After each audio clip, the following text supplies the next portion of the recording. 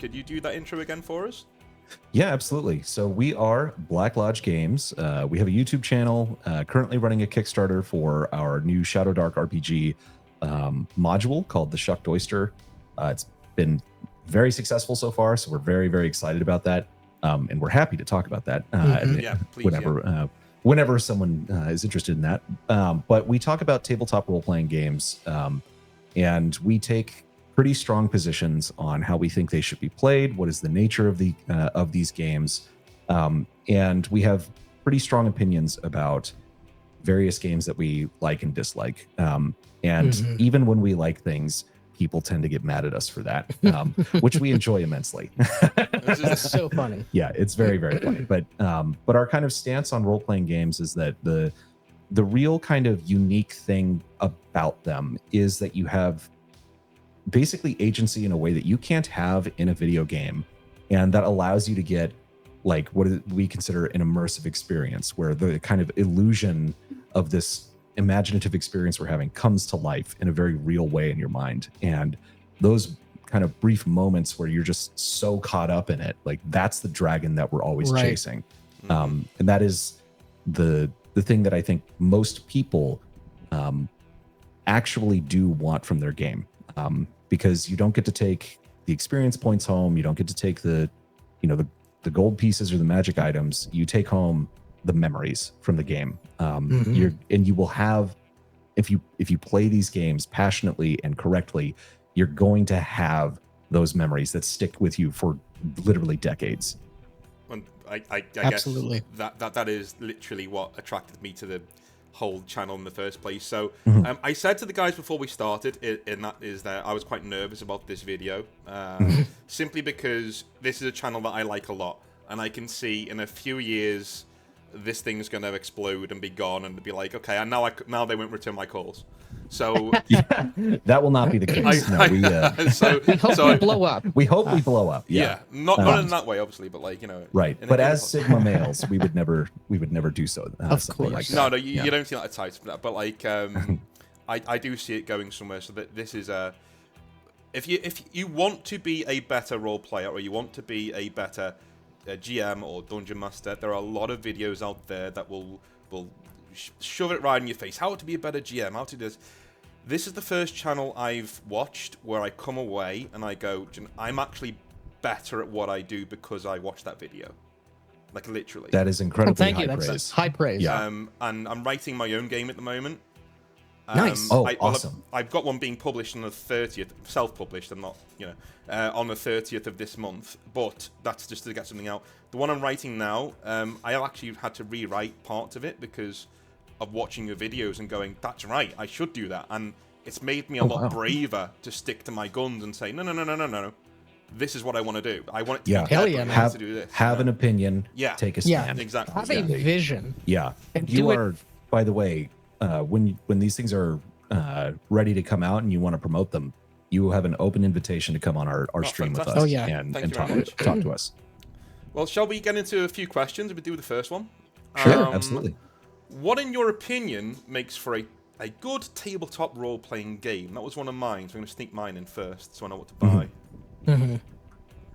Well, the most fundamental thing, the first thing before, what game do we want to play? What characters are interesting? What's the premise of the inciting incident? You have to have players. You have to have a group together that wants to role play. I have a lot of friends. I don't game with all of them because they want a fundamentally different experience than I do. Okay. You have to know, what are we trying to do here? What kind of experience do we want to have? Do we just want to socialize? Do we want to role play? Do we want to sort of min-max and play this tactically like a board game? Whatever it is. Now, there's only one right answer to that. Right. But if you're there to role play, you have to have everyone be on board. We're going to try and make this happen, because if you don't have that, it's just going to cause pain and misery. Right. And as us and many people have said, no gaming is better than bad gaming. Yes. By far. By far. So And you have to vet your players. you have to vet your players, and like you said, the most important thing is that everybody has to be on the same page. Right. Because like you said, there is only one right answer. But depending on what your answer to that question is, if we want to play tactically, if we want to do the immersive thing, if everybody is on board to do the same thing, then you're all moving in the same direction. And regardless of what kind of game you're playing, everybody being on the same page is going to set up the game for success. When you have conflicting expectations at the table, it's just fun for no one, because no one is getting the experience that they're actually chasing.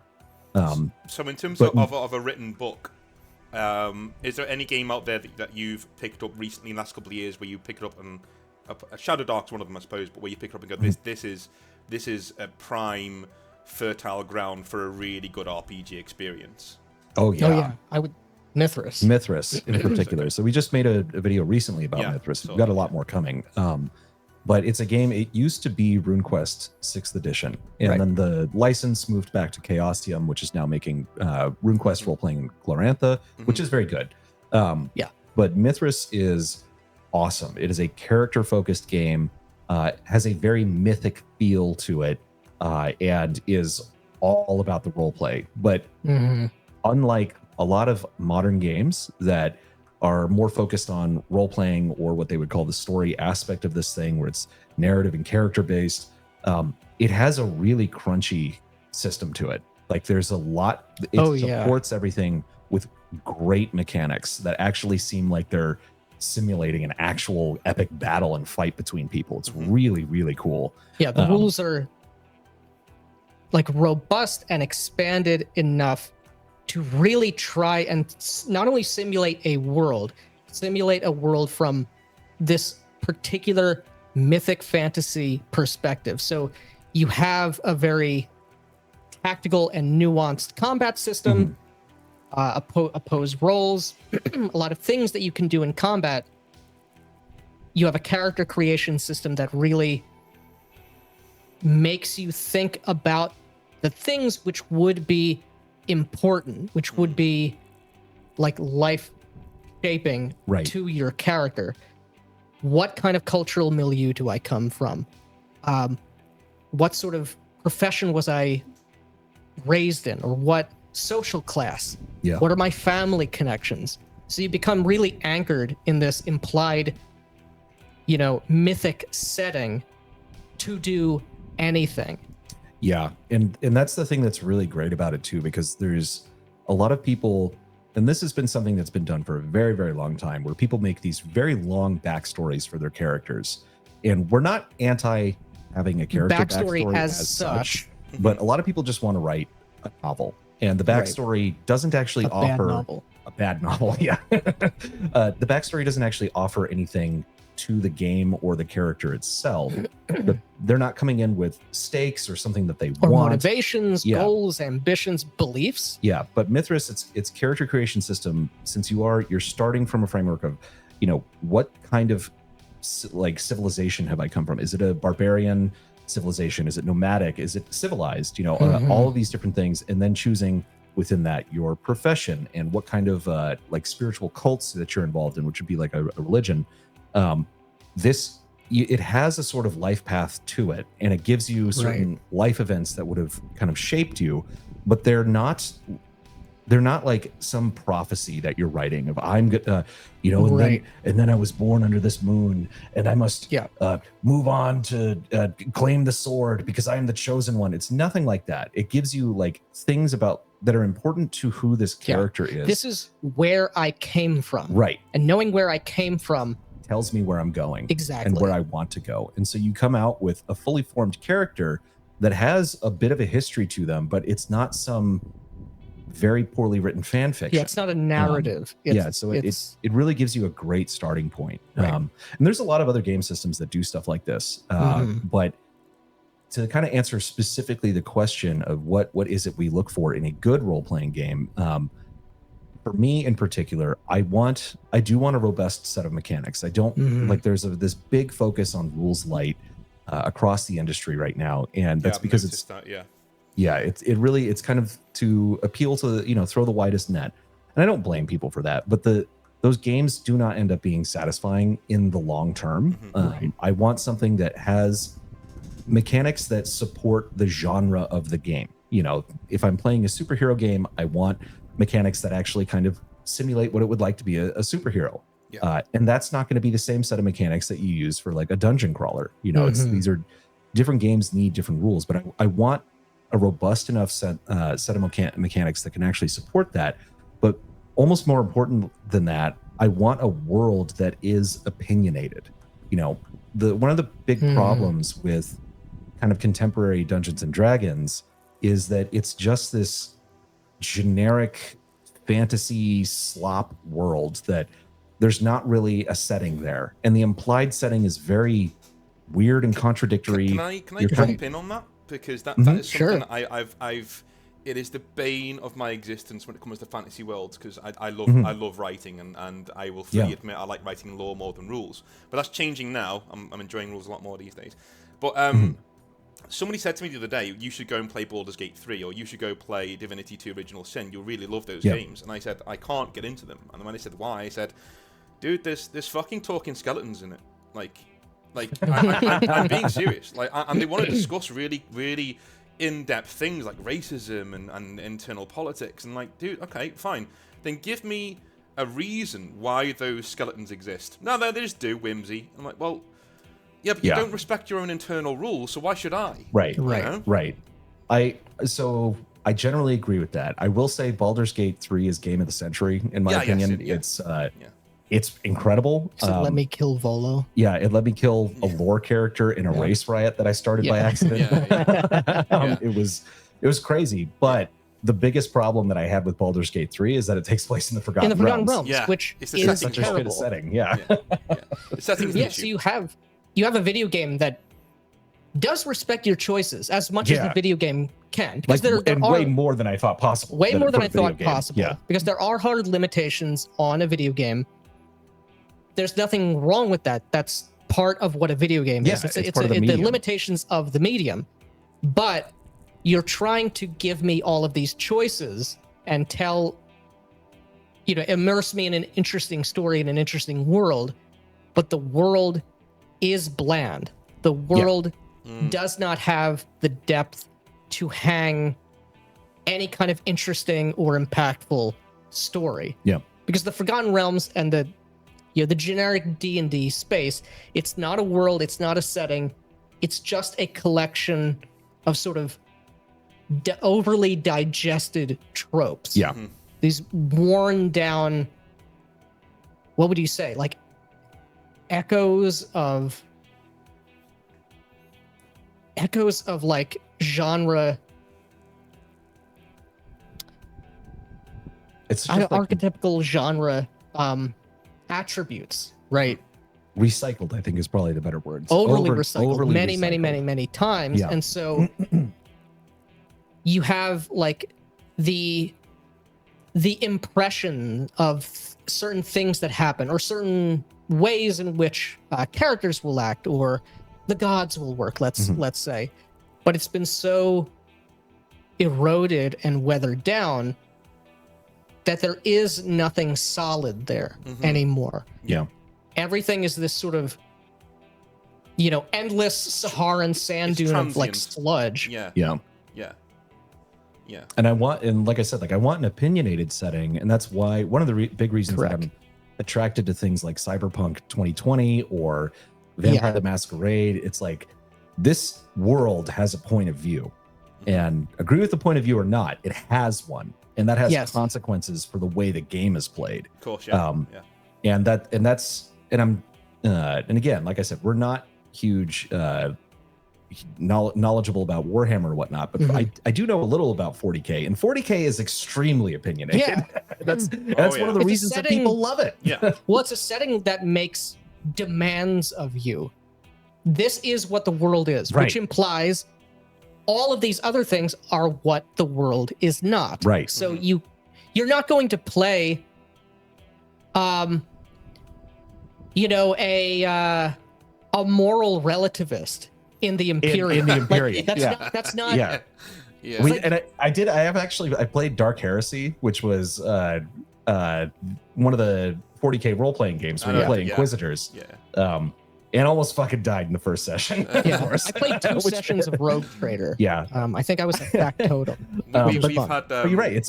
We've had hobby nightmares of people trying to, upvote the working class and 40k Dark Heresy, and the Inquisitor just boils their brains in the first 5 seconds of the game. It's like, off you go. You Did literally you say can't workers' have rights? that. Yeah. Yeah, exactly. And this is one of the things is that 40k, it's like, it is very funny. Like the implications of the setting are hilarious, but the reason it's hilarious is if you take it seriously. We were talking about this on a different stream just the other day, where there are certain games that it's like they are very funny. There's one called Paranoia that is this dystopian future where friend computer, and it's hilarious, but everyone plays it so badly because they're like, oh, isn't this funny? It's such a joke, haha. It's like, no. You're getting it so wrong. Yeah, you're getting it so wrong. Put yourself in the position of someone who actually lives in this world and take it as seriously as possible. I believe this. It's gospel truth. And it will be so much funnier because of that. That's where taking it serious, like where we say take the world seriously on its own terms, because taking the world seriously does not preclude like any kind of genre you're going for, whether it's comedic, dramatic, horrific. All of these things are only become those genres, or only take on those flavors from within the perspective of a character who lives under those in that rules. world. Yeah. Right. Because if you're not doing that, everything will devolve into bad comedy. It's like meta comedy. Right. This is not about doing references. This isn't about winking at the camera. It becomes wall Family breaking. Guy, or like Rick and Morty, something like that. Like it becomes absolute trash, dog shit. Yeah. And how could it not on be? your stream? I'm sorry, we didn't ask that. Dude, go do what you want. Yeah, it's fine. It's okay, cool. I'm sorry. I just don't want to keep the clothes on and turn those feet down, and we'll be all good. Because almost everybody plays these games like they're party games, like they're playing Cards Against Humanity or something like that. And Cards Against Humanity can be fun in a party game like dynamic, right? The point is not to take it seriously. The point is to be, referential.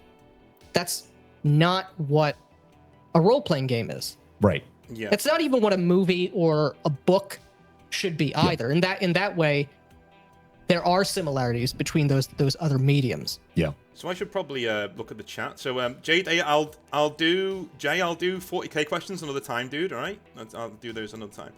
Calvin only says, "How the heck did these guys get in here?" Probably one of your viewers. Hey, Cal. What's happening, man? Scum Goblin says, that is a question for later on, Scum. I'm going to come on to that one a little bit later on, dude, all right? And the CRPG stuff I will also be getting onto a little bit later on. That is on the list. So next question is controversial, but I just wanted to ask it because it's just hilarious that it came up. Why can't millennials seem to write compelling games? There are exceptions, but most seem to be allergic to consequences for actions and any sort of depth. Thoughts? It's a very good question, by the way. Right. I mean,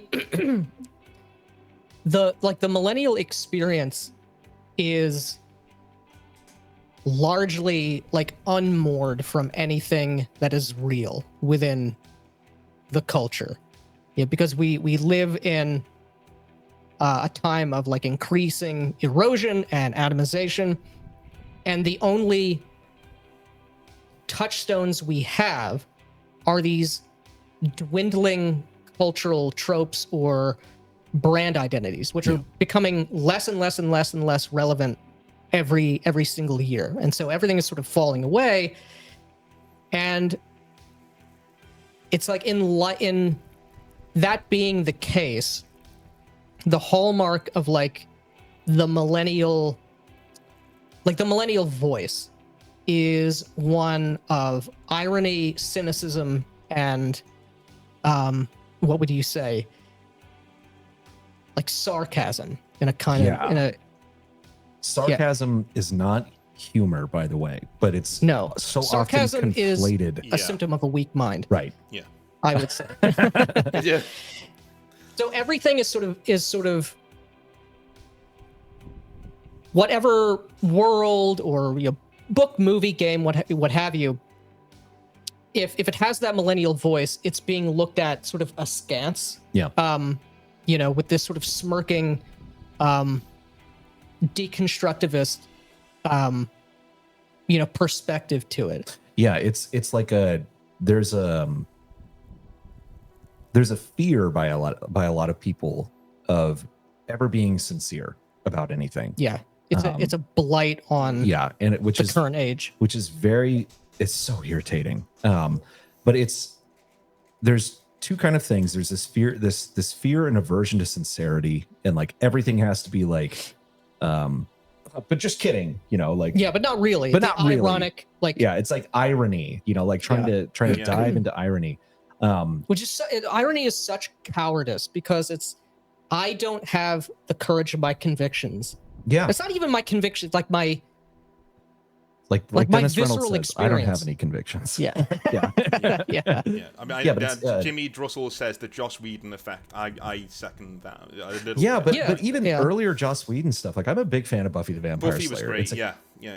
In Angel, like they were campy. They were doing their own thing, but it was like there was sincerity to it. Like the characters, even when the acting was terrible, like the characters believed in the things they believed in, and it's like it's taken that though where it's like, but we just want to take the humor out of it and use that. It's like that's what was good about Buffy. And it's like that's not what was good about Buffy. Right. Like that was fun. That was this extra layer on top of it. But Buffy only when it was connected to this sincere, real thing. And it's like it took itself very seriously. Right. And the other thing about that show is that it was like the stories, it was never just about monsters. It was always some other kind of human experience that young people go through. Mm-hmm. That was the point of whatever monster they were fighting in that. Yeah. And they weren't afraid to actually take those fears seriously and deal with them in this larger than life comic book kind of way, which was cool. But that has been translated from the millennials. It was like, okay, I want to do something like Joss Whedon. And now it's just about, oh, haha, self-referential humor. Yeah. Don't you get it? Isn't that funny? Aren't I so clever? Yeah. And that kind of, and that comes from the nostalgia of watching those things without actually internalizing what was good about them. And so this has made its way into everything in culture. It's not just role-playing games, but everything we see. This kind of wink, wink, nudge, nudge. I'm not actually being serious because that would be, cringe or whatever. Right. And I absolutely loathe that. Like, people are desperate for sincerity. They're desperate for things that feel true. And that's the sort of thing that we like to see in games. Games that take themselves seriously, even if they're silly. They can take themselves seriously from the perspective of the world. And the only way you can have sincerity from this like millennial view is to, what is it? It's like to artificially manufacture sincerity by being loud and crass. So we talked about this in like our one of our vampire. I think it's Vampire Masquerade. Yeah, it was that video.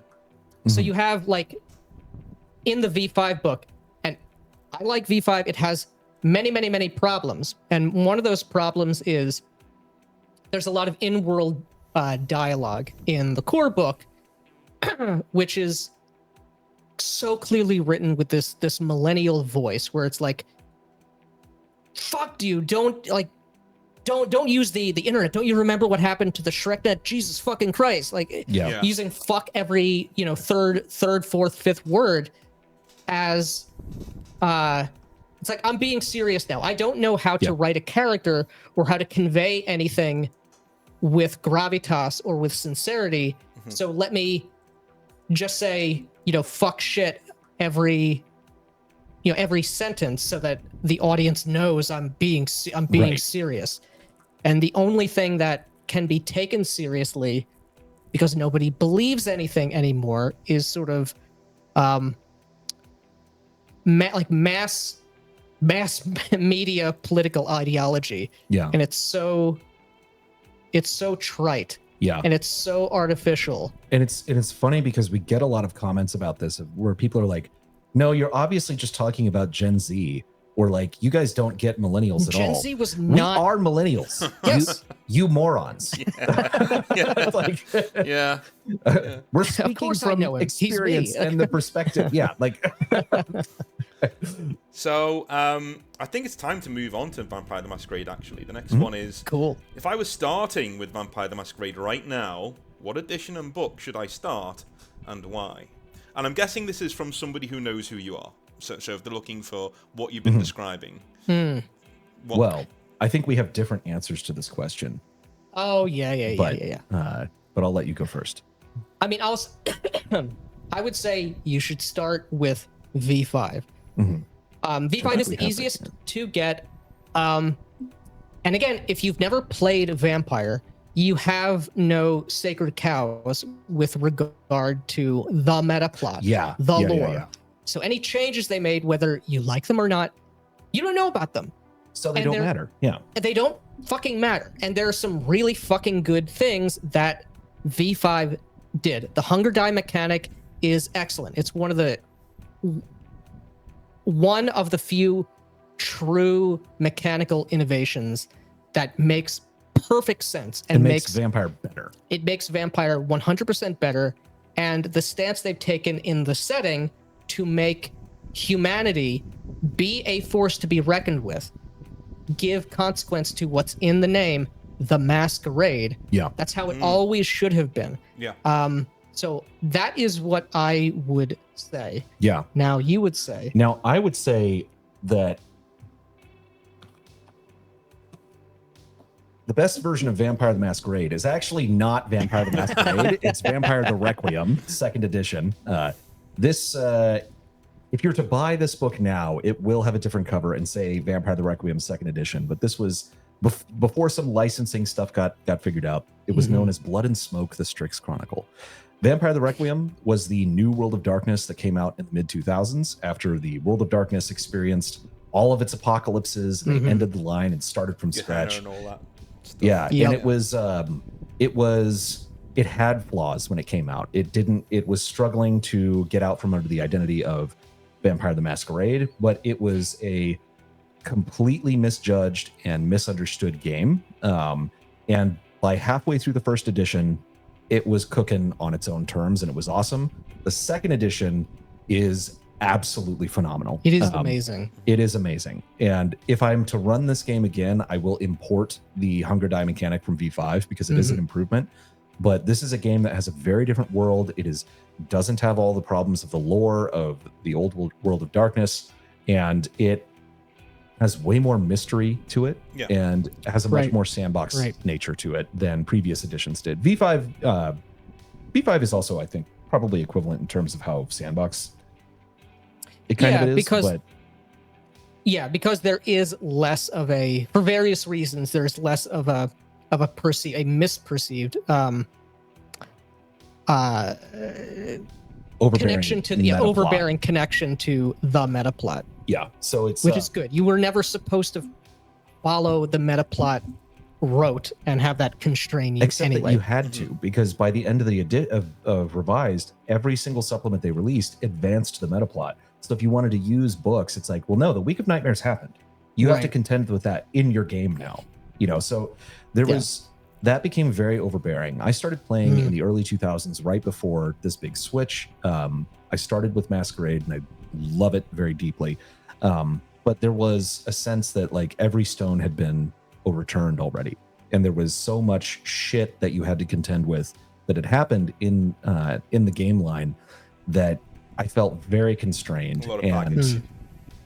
And so Vampire the Requiem is doesn't have, it's like there's no secret history of the vampires because nobody knows, nobody remembers. It's a mystery, so it can be anything, and it's less important than what's happening to you right now. So I vastly prefer Requiem as a game. The mechanics in Requiem 2nd edition were far and above better than 1st edition. It actually inspired a lot of the stuff that came into V5. That's true. Yes.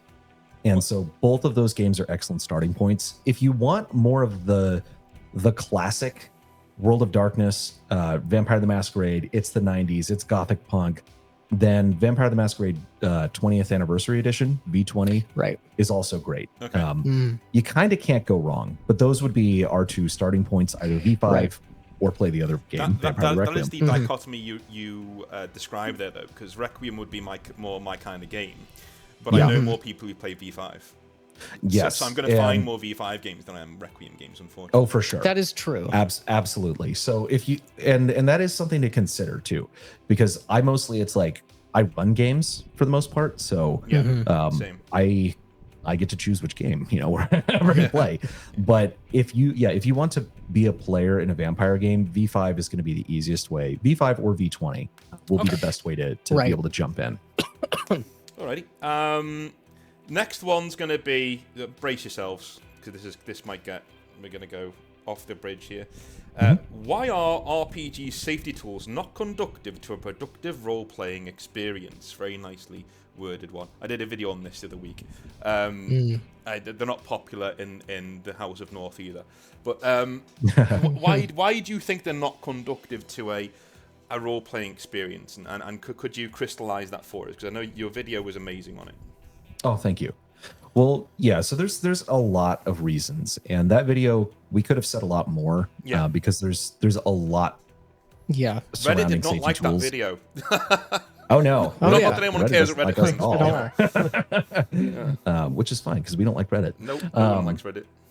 Yeah, but there's a lot of issues with them, and the one that we didn't touch on in that video, that most people aren't aware of, and this is not a conspiracy. You can look this up. The people who first started bringing safety tools into role-playing games, reporting these over directly from BDSM, which I don't care what you do in your bedroom. That has nothing to do with me, but I would like it to not have anything to do with me and not to bring tools that are used for some sort of sick perversions. I do care.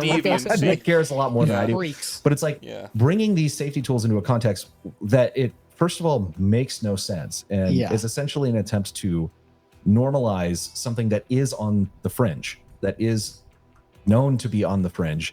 Bringing that into a game is very suspicious and weird to begin with. Right. It's weird. It's really weird. Really weird. I think in the RPG and writing, I make a point of saying if you need RPG tools at your table, walk away from that table. Yes. Because there is somebody at that table who needs those rules. Yeah. Nobody needs them because the most insidious thing about safety tools is because they're not what they're claiming it is. Right. Safety tools are an attempt by bad faith actors and evil people to weaponize your good nature and your goodwill and trap you in this sort of, what would you say, like some sort of rhetorical trap. It's a false framing of, first of all, what's going on at the game, and a false framing of just what any kind of social interaction whatsoever is. Right, because the idea that you need some sort of procedure to say, I don't like this. Yeah. Right. Proceduralized protection. Proceduralized protection. Yeah. It's essentially the human resources department of the corporation you work for. Correct. Interjecting into your table. The way that you handle problems at the table, and this is where it's very, very insidious, is that you have to learn as a human, and this is not just about the table, you have to learn how to say no to people. This is a critical skill to being a functioning adult. You have to be able to stand up for yourself, to say no, and if something is crossing some sort of crazy line, you first of all shouldn't be playing with people that are doing that in the first place. Yeah. And second of all, these people you just tell them no. Like, people need to stop being so afraid of minor social conflict. And most of the time, people will be like, oh, I'm sorry. You don't need an X card to be played. You don't need the proceduralization of conversation and of sticking up for yourself in place here. Because this is, again, it's a way of mitigating and stopping you from standing up for yourself as an adult, as you should. Yeah, it's indoctrinating you to adopt a false premise of weakness and hostility. Any other person in your life, you get together to play a game. You internalize this safety tool perspective. Now you're adopting like an implicit belief or an awareness that you're entering into hostile waters, right? Yeah, with people who should be your friends, right. and moreover, you're powerless to do anything against their depredations. Is that the game itself, just playing make believe, is somehow dangerous to you, and they will in bad faith tell you, well, this is to protect people who might have PTSD over certain topics. Like you wouldn't want to, if one of your friends, and I'm sorry, this is going to get a little dark, but it's like if one of your friends had been molested as a child, you wouldn't want them to feel uncomfortable if that came up in your game, right? And it's like, first of all, why would that be coming up in your game? Exactly. To begin with. This is something that never happens if you play with normal people. Don't play with freaks. That's the first. That's the first step here. And second of all, this is a weaponization against you, because it's like, oh, you're right. I wouldn't want to traumatize someone who's already been traumatized with something. When it's like, this is never going to happen. Right. This is never going to happen. First of all, and they're trying to pull on your heartstrings and manipulate your good nature to get you to submit to using these ridiculous procedures. And it is a weaponization of your good faith. And you need to understand that people who are asking for these things are not asking for them in good faith. They are not.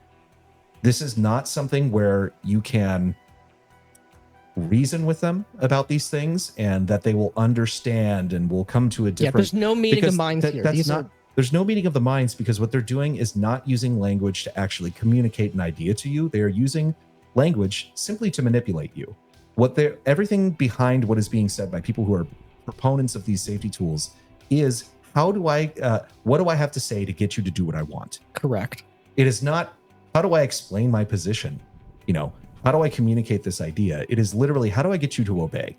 And it's anytime, and if you give the mildest opposition to these things at all, people come out with these absurd examples of like, oh yeah, like, someone's dog just died. And this is a real example that we have on Twitter. It's like our video. Oh yeah, like, sorry, Bob, I know that your dog died yesterday, but this module is about killing dogs. It says it right here in the book. We got to do it. And it's like, first of all, don't we all remember these famous dog killing modules? That thing that definitely exists. It really sold well. It's completely insane. They will, and they are essentially, they will come up with the most absurd lies and expect you to accept them and to believe them. And that's the thing where they're trying to get you to repeat this ridiculous lie. You don't need safety tools. And the other thing is, anyone who wants to bring an X card into the game is explicitly telling you that they are going to disrupt the game. Correct. Don't play with these people. There is no other reason to introduce that to the game if you're not going to use it.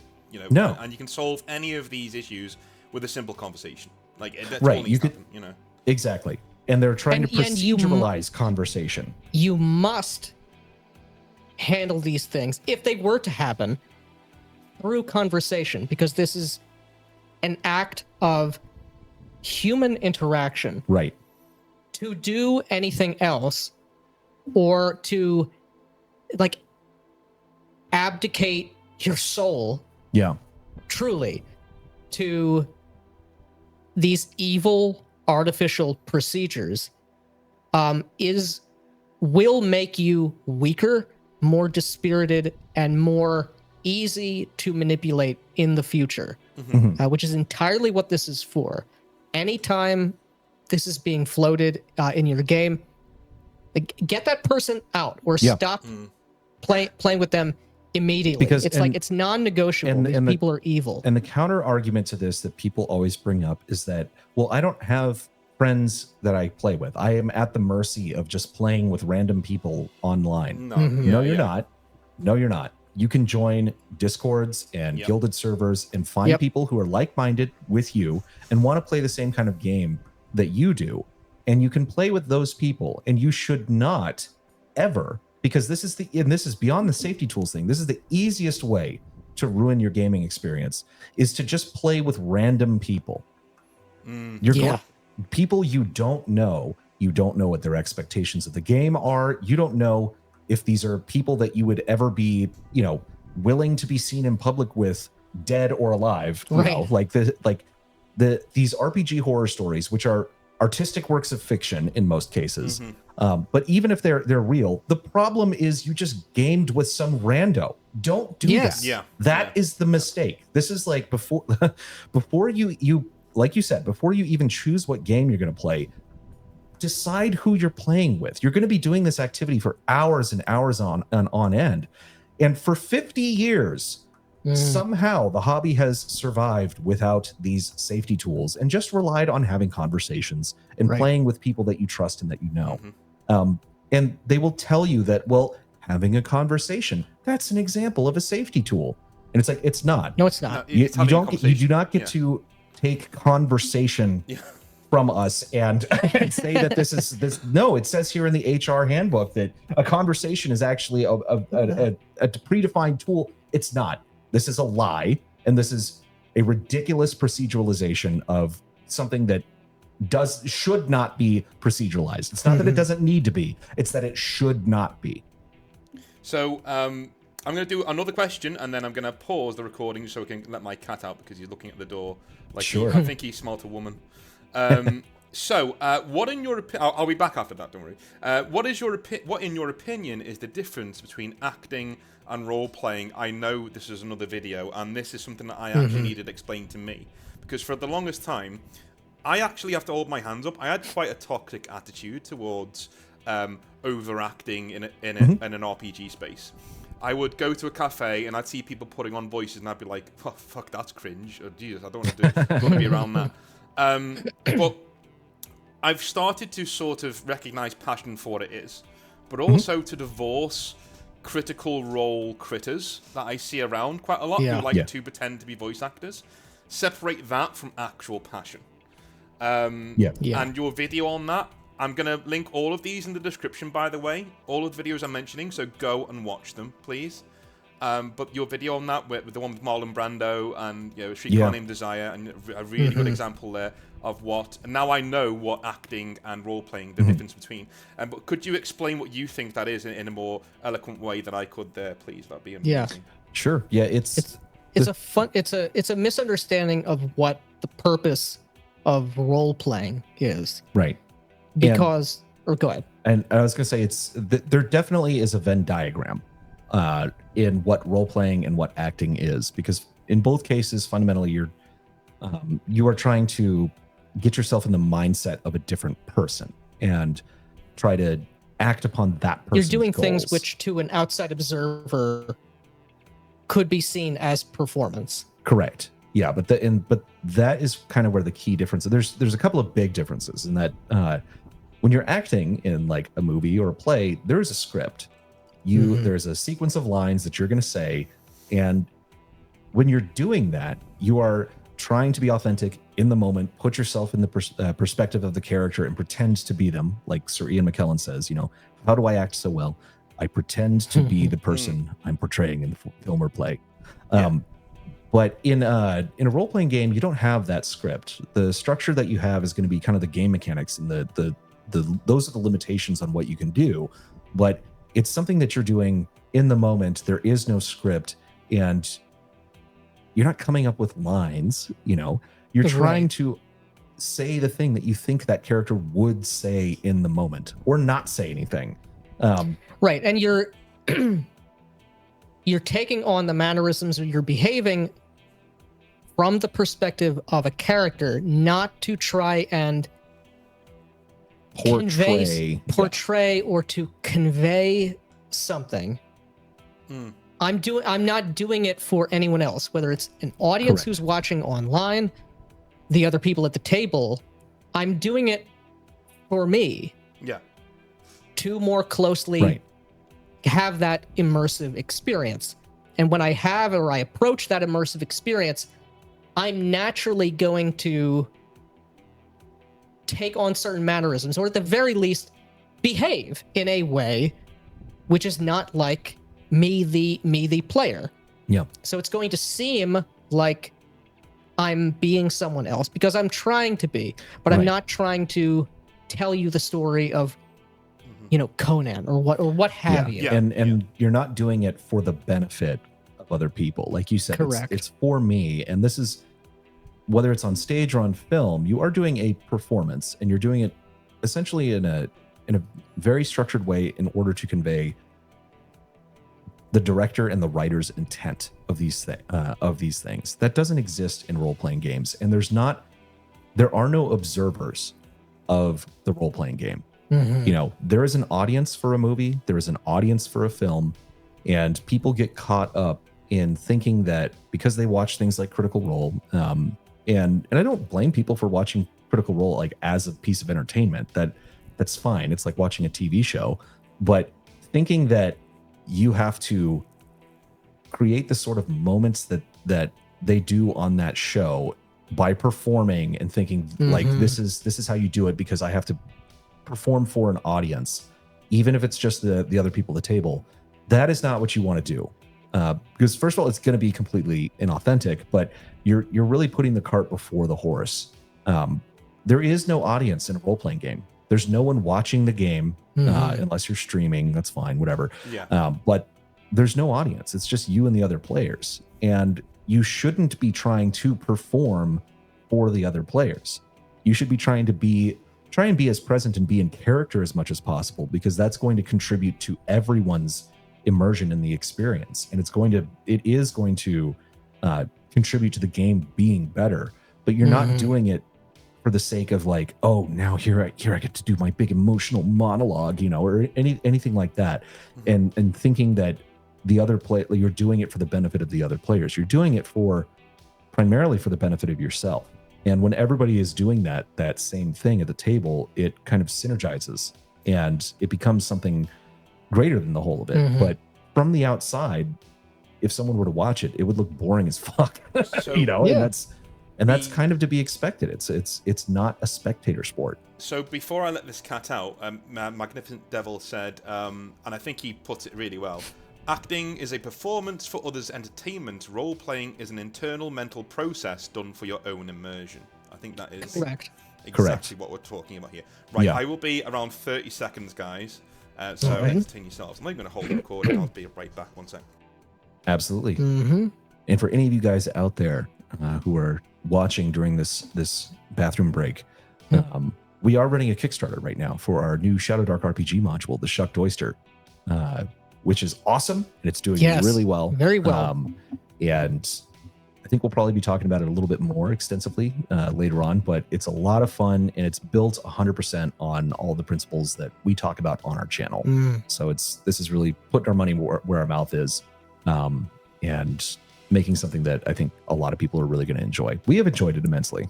We've enjoyed it, and a lot of other playtesters have enjoyed it immensely as well. And everybody's game has been wildly different than ours, which is exactly what we wanted. So it's very, very fun. Let me see if I can look in the chat here, see if I can see this text that is sized for ants. All right, I'm back. Apologies. How's it going? No, it's all good. There we go. So somebody said, DB with 199 says, have you sent these guys from Yorkshire Tea North? I will. As soon as I get a posted address, I'm hiring a truck and it's going over there and just throwing it all, a return tea party in the front garden. Wendell says, one day it'd be awesome to see North do an RP stream to show those of us that have never done a session what it is all about. There is on the channel. It's called Black Coats, and it's fucking awful. No, it was okay. Many such cases. Yeah. No, it was okay for a first attempt. I mean, doing it online, it was okay, and I got to do a Northern Irish accent, which I was very proud of. But yeah, it is on the channel, and I'd love to, man. It's just finding the players and finding players who that's the biggest thing. I would trust to be on stream. You know, Jimmy Russell says, seems to be some very high-profile amateur actors influencing the RPG conversation these days. Amateur dramatics rather than role-playing. I'd be careful you don't seep into shaming somebody for just enjoying what they're doing at the table. I used to do that, and it sucks. But yes, I agree in some form.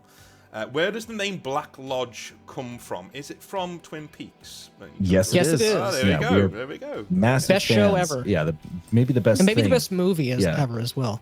I've We not are seen massive it. fans of David Lynch, and we did take the name from Twin Peaks. Yeah. Awesome. We got his personal permission as well. Because Jimmy, David Lynch has appeared on our channel And in our telling dreams. you not to use minis at the Yeah, that's true. Yeah. thank you, Jimmy. I will get on to the questions now as well, but thank you for that. That's awesome. So let me just get this thing up here. All right. Interesting one. Has Critical Role and their meteoric success been a negative or positive effect for the role-playing hobby, and why? I would say it's a mixed bag. Yeah.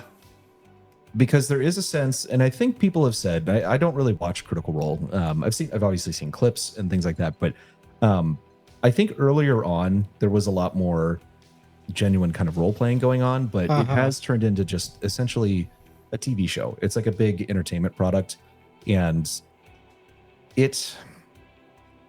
I'm really conflicted on it because on the one hand, like I do think that Matt Mercer is probably a very good DM. Like if we were going to play a game, we would enjoy it immensely and it would be great. But there has been an expectation shift. In some ways it's good. People can finally see you can get more out of your game. You can actually do things in character quite a bit, more than simply looking at your character as kind of a piece on the board. But it has also put the expectation out there that every game has to be some big dramatic acting experience, which is not the case. So it's definitely brought in a lot of more casual people, I think, which is not always a good thing in a hobby. Usually it's a bad thing. Never a good thing. So I don't know. I do think I don't know what the net effect is, but it is a mixed bag. I think, it depends on how you look at this. If from my perspective, or my focus of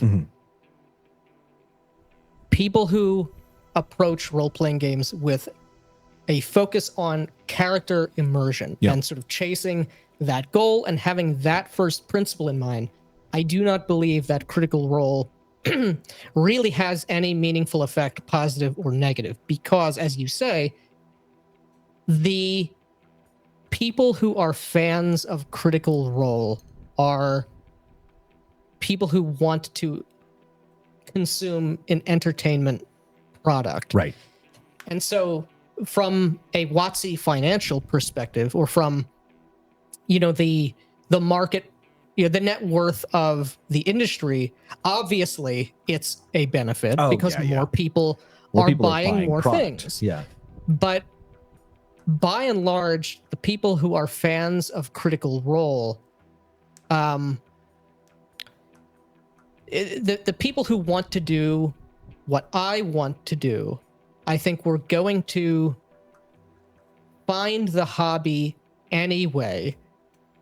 And the overwhelming majority of people who are the biggest fans and biggest consumers of Critical Role are not going to be consuming anything, right, whether it's Critical Role or D&D products 5 years from now, because Critical Role is something that could have only happened at the time that it happened, because like mass media nerd chic culture was in its ascendancy, and so but that is becoming less and less the case. It's definitely not over yet, but the latest edition of D&D will, I am certain, not be anywhere near as successful as 5th edition was. And it's not just because of sort of the culture war reasons, which everybody cites, which are bad, but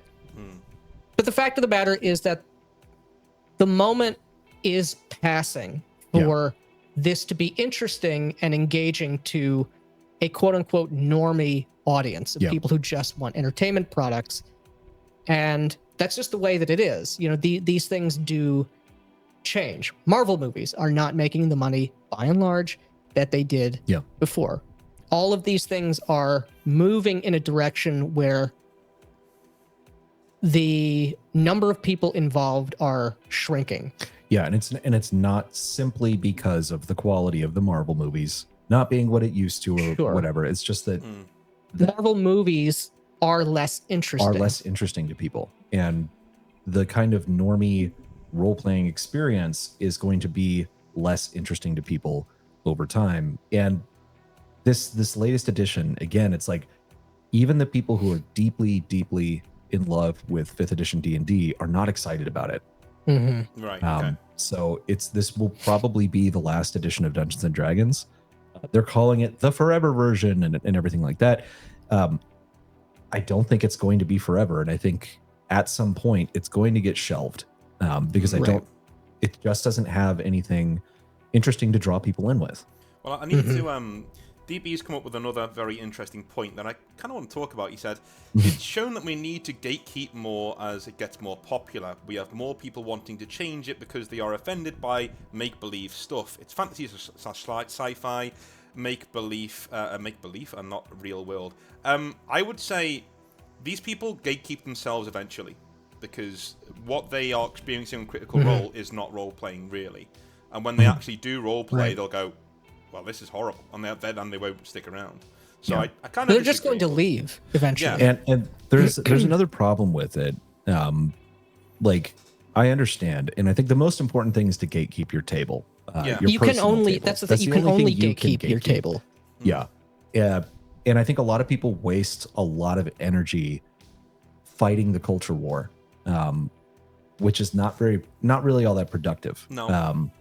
And the problem, especially with gatekeeping, is like, well, the walls are down, like it doesn't matter if you keep the gate, the walls are down, the internet exists, anyone can, become a fan at any time. Yeah. Right. The bigger problem really is not even that, like, like the people of specific political ideology have control of this brand now. It's the problem is the brand is controlled by large corporations. Right. Yeah.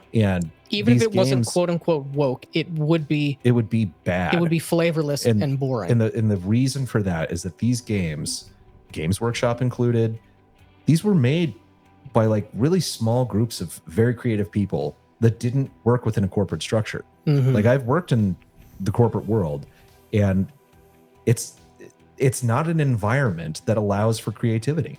Yeah. It is It is fully proceduralized. We're going to focus group things. We have project managers and we have these rules, and that is not the sort of environment that creative people can take advantage of things to make something great and something new. And so even if it wasn't the culture war stuff that was making these games worse, it's a bad place to make games.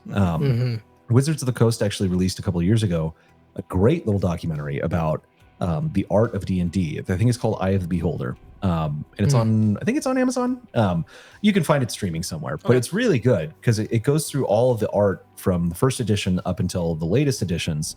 But the most of the movie is spent on the kind of golden era of the mid 80s to the early 90s of D&D, when you had the greatest artists in fantasy making the covers and the paintings and everything like that, and it was incredible. Good times.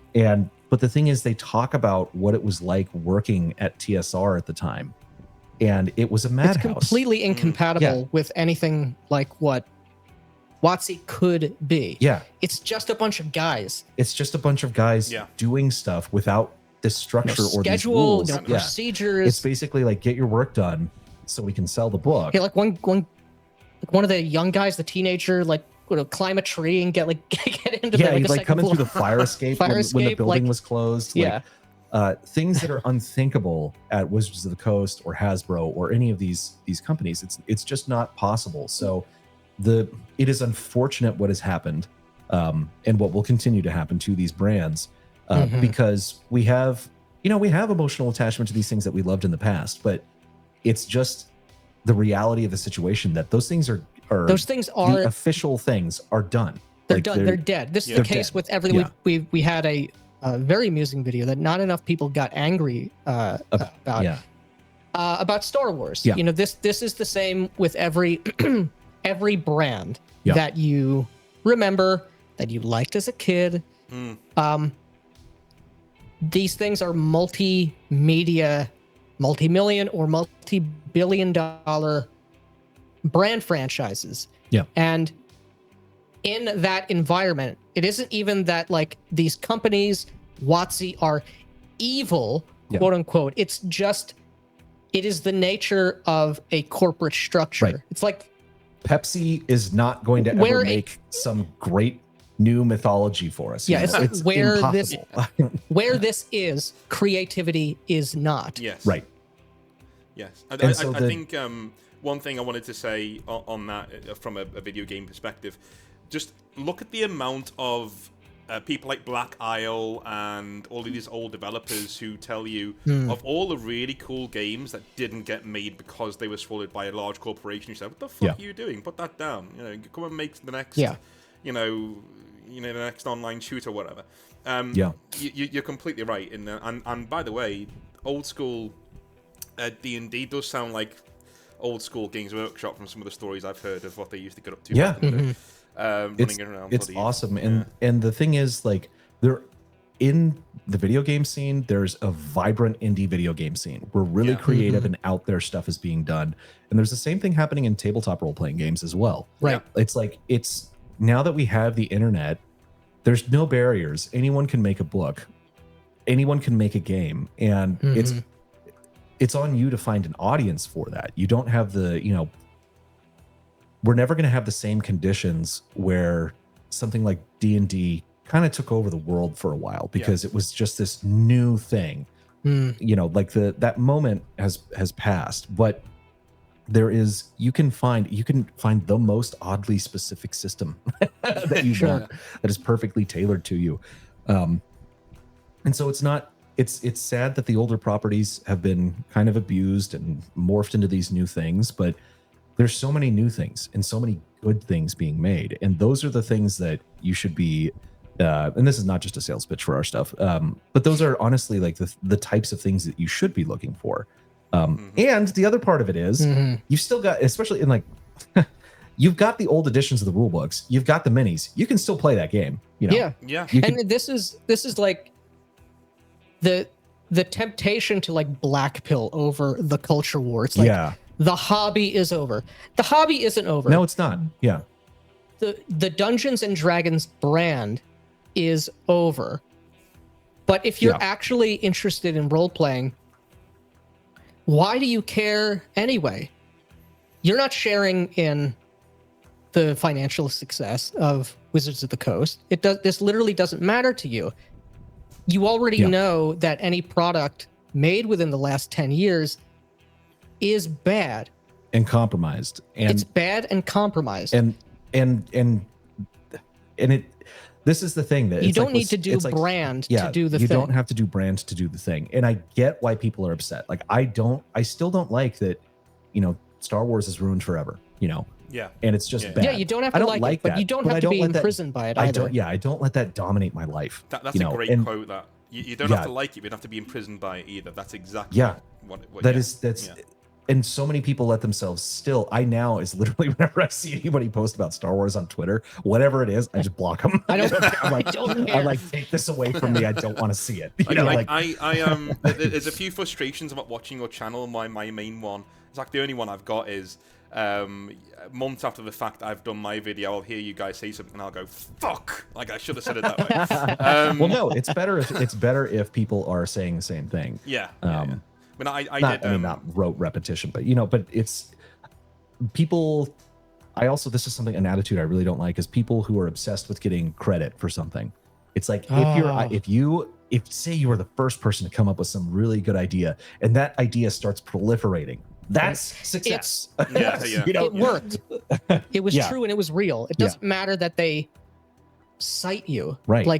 And here's a thing too about like these properties being kind of ruined or whatever. The fact is that they are being able to be bought and controlled by a single corporation. Copyright, if you're a creator, is not your friend. Use open licenses, open source everything, basically, so that it can't be captured. Yeah, this isn't like isn't like an opinion or a stance. This is objectively true. It's a fact. True. Yeah, you got to. Yeah, it's. One thing. I did a video a few. Did you guys ever hear about the Femme Studies controversy in 40k? Yeah. Female Space Marines. Female custodians. Yeah, in particular. Yeah. So I did a video on that, and I said basically it doesn't matter. It doesn't matter. Like, I don't know why you were upset. Just gatekeep your own games. Just say I'm not playing with this person because they believe in bullshit. That's fine. No problem. You know, Games Workshop are going to go in the direction that they're going to go in, and you crying on the internet is only harming you. You're setting yourself on fire, and nobody's watching. So what's the point? Yeah. You know. Yeah. Sorry. Go on. And I don't blame people for being mad and pushing back. Like I really don't, but it is such a waste of time. Yeah. It is such a waste of time. You could be making your own thing. And like all this stuff about the culture where it's like, do you know what the woke people did this week? Yes, I do. Yeah, I've known for years now. Was it exactly the same thing they did last week? Yeah. Yeah. We get it. Yeah. There are weirdos this is out there. not surprising. Yeah. Cool. So I've got a few more questions, and then we are going to plug the shit out of the Shucked Oyster because it's Hell yeah. But first of all, just scroll down here. Oh, personal one. Name a standout moment from a game you've played in that was peak role playing, if you can. Do you want me to go first or you? So I have one. So I was playing a Pathfinder 1 game years ago. I talked about this on our channel somewhere before, but that character was a cleric of the deity of death, so it was very anti-undead. And through a series of circumstances, this dramatic climactic moment, my character died in a fight and was raised as an undead. Various circumstances. It was a fellow party member who did it in a moment of desperation. There were some sort of alchemical means with which to do that. And there was a great scene, final end where standing before the judge of souls, and the benevolent face turns to a sneer, and I'm cast back. And now it's my chance to be horrified, and we have a awesome PvP situation where it's me and everyone in the group got it. They were good role players. This isn't being mad or feelings getting hurt, any of this nonsense. But it was this great moment of PvP. You've done this thing, the most anathema thing. This is against the core of my being, my core ethos, and I win. And they all go down. It was a tough situation, and it was at the top of this castle, and I got to describe, because I'm alive. I could keep playing the character. Yeah. Mechanically, I have all these powers now. I don't need to eat. I don't need to breathe. I don't give a shit about that. This is the role play juice. This is the goodness. So I had this big description of setting, folding the vestments, and sort of kneeling down, one final prayer as the sun rises, and I take a potion of cure serious wounds, and I drink it as I burn away from the inside, killing myself as I should, because I am an unholy monster that must be destroyed. Yeah, it was great. So I got to kill my character, and it was awesome. Agency. From my perspective, I was running a game of Within the Ring of Fire, which I have here, made by our friend Andrew Wood, and he was playing in that game. And that's a game where the different races and species do not get along, and they don't get along on like a metaphysical level. Like their gods were at war. There are, it's like a lot of the races. These creatures are made of like antithetical substances. Yeah. So, like, you have these like species have like genocidal holy crusades against each other and everything. Okay. And so it's hard to do a mixed group of different races. And so I told everyone, pick whatever race you want, because the game, like, we're going to find a way to force you all through this kind of crucible, and they'll be packed together basically. And it was not railroaded, but the premise of the game is that for various reasons, all of them are thrown into this prison. It's like the prison you cannot escape from in the game. It's one of my favorite locations. Yeah. And of course they do escape. But they go through this just incredibly arduous series of adventures, and it really kind of binds them together. But there are certain characters that still can't resolve these like racial hatreds that they have for each other, and like there's insults always being thrown, people not trusting one another.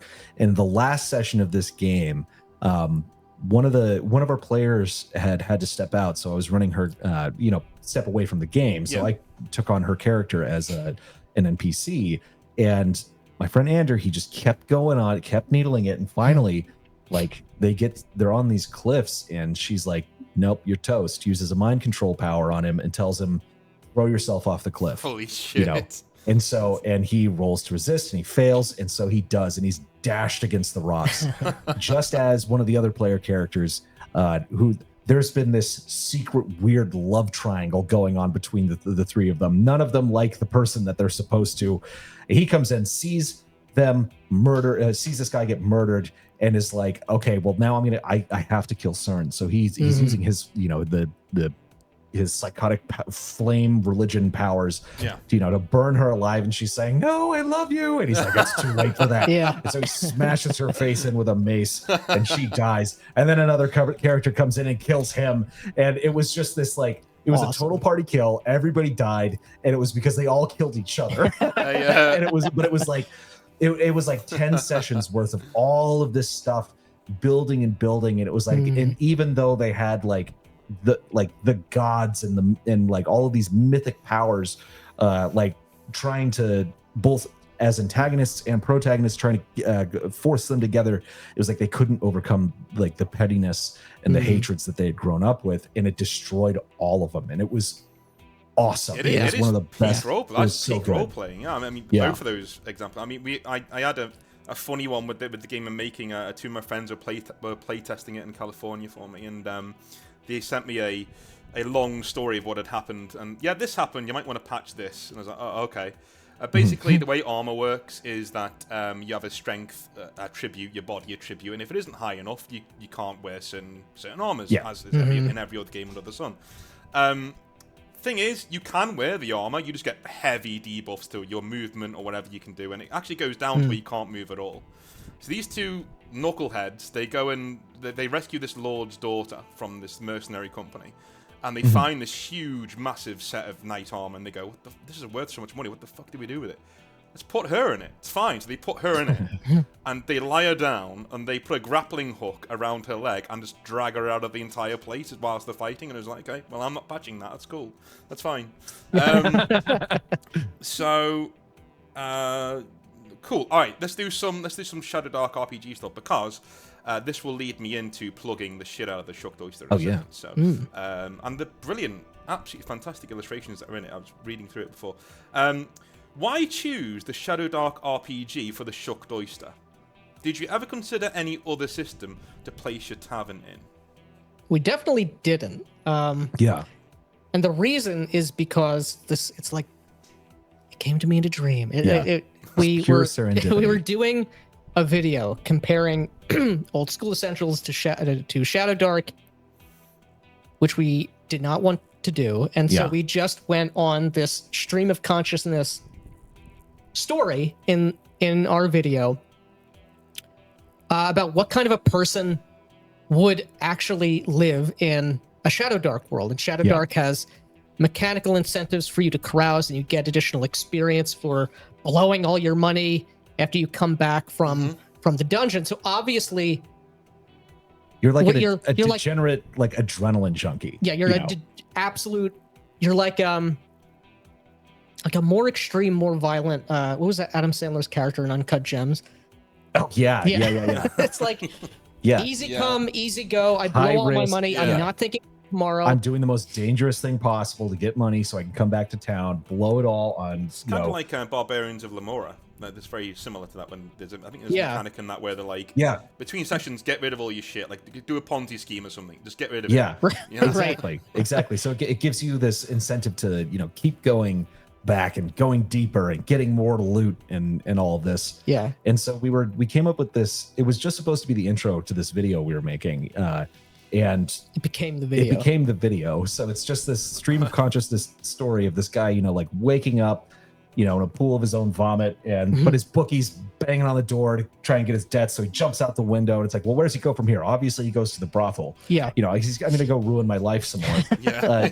And so Nick came up with the name of this brothel being the Shucked Oyster, and it's like this crazy place. It gets destroyed by like a spell mishap in the process, and he continues running, and and like it just gets more and more absurd. And after we made that video, like, the idea just wouldn't go away.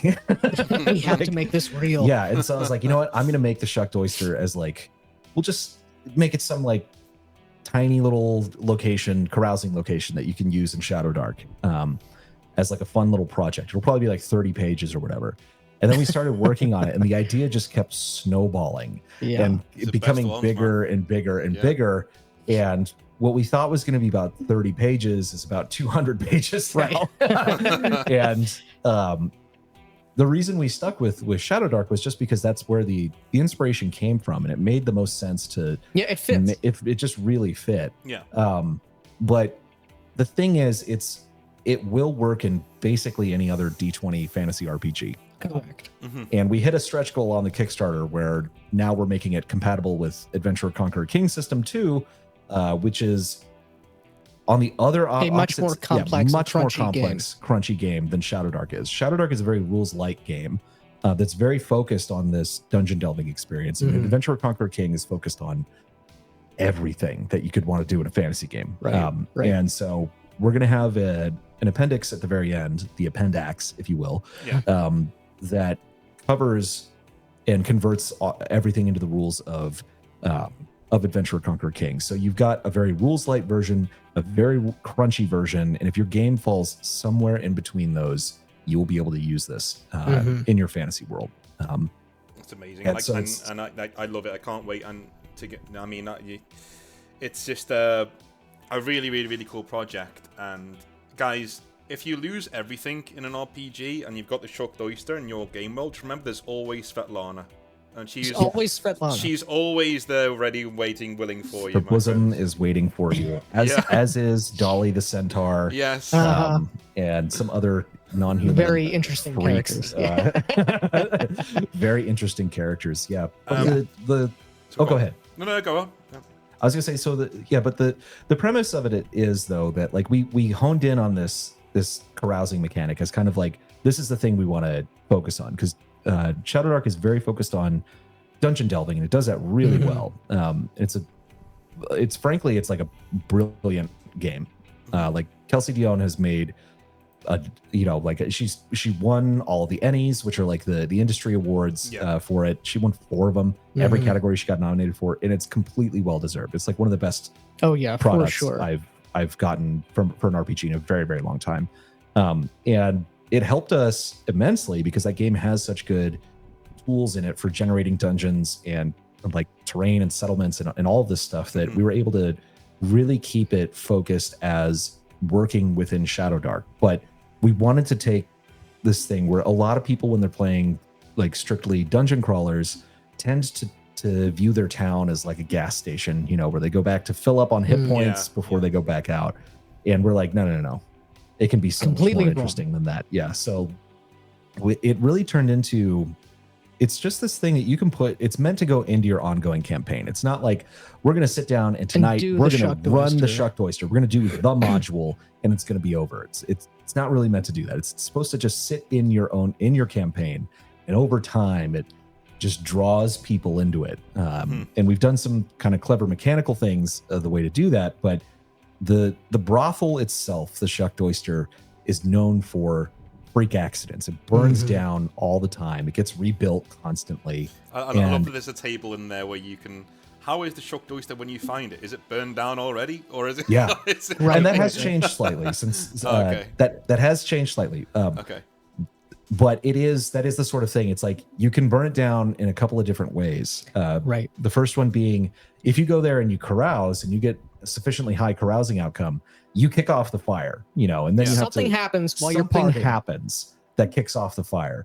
And the other way is since it is just supposed to simmer in the background of the campaign, it's every time that you go out and do a dungeon delve, when you come back to the town, the GM is going to roll, and if they get, it's like a 1d4. If it comes up a 4, the shucked oyster is on fire right now, and you experience this. Now thing. what happens? Yeah, Do you now help? what Do you happens? just watch it burn? Yeah. Do you get involved? And Do you nail the door shut? Yeah. It changes the world state, and so you get you'll have random encounters in town that are specifically tailored to all of these characters. We have a bunch of the prostitutes and all of the degenerate regulars. Yeah, 20 prostitutes and 12 deviants and malcontents that are patrons of the oyster. And that is actually the heart of the product is these characters. Because they've got all of these overlapping schemes and secret identities and secret alliances and hatreds. And there's not really, it's non-linear. There's not really a beginning, middle, and end. A plot, like a plot. A MacGuffin that's put in front of you or a ticking time bomb that you're aware of and have to follow to its conclusion. Although there are ticking time bombs you can set off. There are. Have you guys heard of a game called Fiasco? I've heard of it. I've heard of it. I've never played it. This sounds like an amazingly put together version of with mechanics of a medieval version of Fiasco, where there's all these like different characters all hating each other, or there's a love triangle going on, and and you walk in, and what happens? Are you the taper that sets all this off, sort of a thing? Right. And that sounds amazing. And the thing is that it's since it's framed within a role playing game. Yeah. It can go in any direction. And that's kind of what we wanted to do was basically like put this little powder keg in your campaign and watch your players set it off and then see what happens. Because it's going to go, there's all these characters with all the conflicting motivations that if you help or hinder or ignore any of them, you're stepping on someone's toes and you'll get drawn in and who you help, it's going to take the game in a drastically different direction. Things are still going to happen. And obviously these prostitutes being petty, jealous, gossipy harpies are obviously going to be observing you and whatever aware you of do your in reputation. town. It's like, oh, you talk to that guy? Like, fuck you. Like, And there are things, every little action that you take with these different NPCs affects how the prostitutes see you because your reputation grows. And some of the things that you do that might piss them off or make them like happy are kind of counterintuitive. So and you'll never really know what's causing this, but it's like a real but the mechanic there. Go ahead. Just kidding. You carry on. Oh, I was gonna say, so the mechanic there though, it affects your kind of social interactions with these prostitutes that you keep running into. Your reputation grows, but your fortune changes very quickly because anytime you go to actually carouse at this location, after you carouse, the modifier flips. If you had like a -4 and they hated you, whatever happened during the night, during that party, it's now a +4 when you come out. So they hated you before. Yeah, you did something wild. Who knows? Maybe you blacked out. You challenge this old broad to a cigar smoking competition. And it's like whatever happened, it's now. So you don't get stuck in one direction. It's meant to rapidly stack in either the positive or negative direction and really swing their behavior. And so they're kind of like mercurial. Have you ever had that feeling of like, I'm from Liverpool. We're all massive drinkers. We're all alcoholics. But like, when you've gone out the night before and you wake up and you go, what did I do? And then one of your friends is pissed off with you, or you wake up next to somebody, and they're like, how did I do that? I'm getting that same feeling from what you've just said. That is exactly what we're going for. I woke up after a blackout again. I'm getting like PTSD here just listening to it. I'm really hoping you guys. This is the last question. I'll let you go. I promise. But I'm really hoping you guys say yes to this, or at least part of this. Do you guys ever plan to release a full game of your own? And if so, how far along the path are you, and when can we get it? So the answer to that is yes. No, not game, but games. Oh, you're right. Good. You're right. My mistake. Yes, my mistake. Yeah, we definitely are. We have a bunch of stuff cooking up right now. Our next project after this one is not a full game, and it's going to be very different than the Shucked Oyster right. in tone. It's for a different game. Different called game Mythras. with a different tone. Yeah. Mythras, which we talked about earlier in the stream. That's going to be. It won't have any of the kind of. This has a dark, surreal, comedic tone to it. This next project will not. Okay. And it's for a different system and for a completely different purpose. Yeah, different purpose. It's going to be a deep dive on a certain magical cult and their perspective, and a huge deep dive on ecology. Isn't even the right word, but the hows and whys and the metaphysical implications of golems. Yeah, and it's going to have a different magic system. And what are the and why are they not magical robots? For God's sake, they're not. They're not magical robots. Stop making these things boring. Yeah, but after that, we do have several games that we're cooking up, but those are going to take considerably more time to actually make, because those have to go through much more extensive playtesting and things like that. But we've got at least one fantasy game in mind. We have a kind of a near future sci-fi one as well. Sort of sci-fi. It's much weirder than that. And potentially a horror game as well. Fantastic. Right? That's exactly so we've got a lot cooking, and we definitely will make our own games. Brilliant. That's exactly what I was hoping to hear. That's great, because from the way Shucked Oyster is planning out, we need more games from you, definitely, and more content. We are happy to deliver. Yeah, we are happy to deliver. Yeah. So that was Black Lodge Games, guys. This amazing and great to meet them, and I will stop recording, but and I'll stop the stream in a sec. But we can have a little chat before we go and stuff. And I'll sure.